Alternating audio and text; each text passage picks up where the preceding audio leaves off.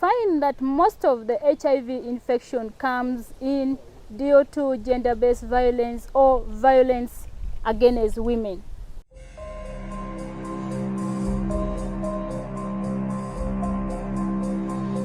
Like in the rest of sub-Saharan Africa, adolescent girls and young women in Uganda are at a higher risk of HIV infection compared to boys and men. This is due to a combination of biological and socio-economic reasons, including gender inequality, poverty, lack of education, and limited access to youth-friendly health services, among others. 23-year-old Susan Ajok Trishila, a single mother of one, lives with her parents in the suburbs of Gulu town in northern Uganda.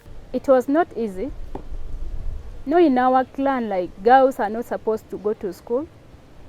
I've been even getting a lot of problem to some of my brothers because they could complain they're wasting money on me. I should be home.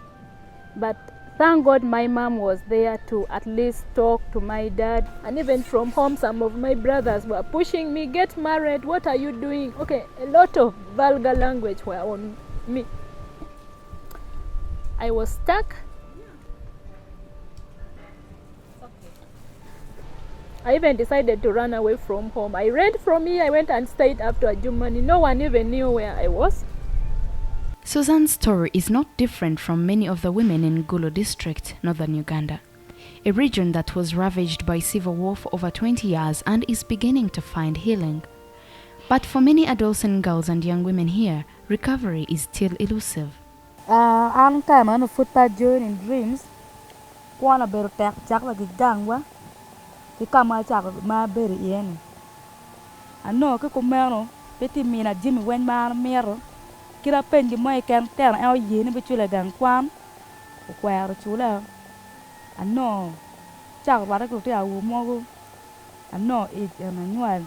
In an effort to reverse this trend for these girls to be more resilient in the face of HIV, the PEPFAR-funded U.S. Agency for International Development, USAID's Strengthening Decentralization for Sustainability SDS program, started implementing the DREAMS initiative in 4 districts in northern Uganda.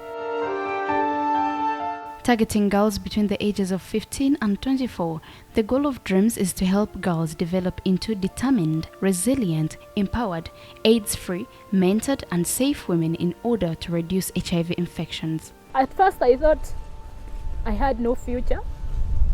I thought everything was done with me. But when I went through the stepping stone methodology, I picked hope.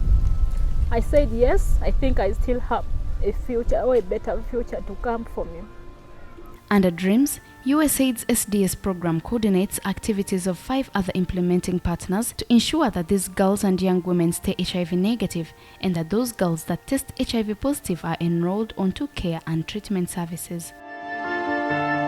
The AIDS support organization, TASO, is one of the implementing partners. TASO core activities under this project, we've been providing HIV testing and counseling, which is an entry point for one to enroll as a peer. Since DREAMS was launched less than 1 year ago, the initiative has mapped over 20,000 adolescent girls and young women, of which over 6,000 were provided with HIV testing and counseling services.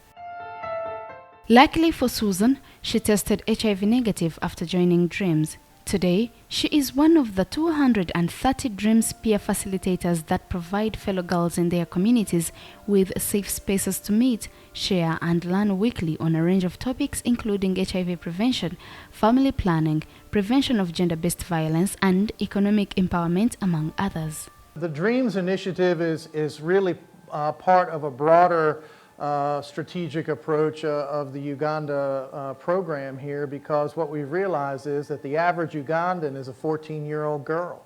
And so these programs are very important to try to find ways to help these young girls find a better pathway so that they can realize their potential, to feel victorious and feel like they're triumphing over their lives and being able to succeed. And given the conditions that most of these girls face, that is a very, very, very important contribution.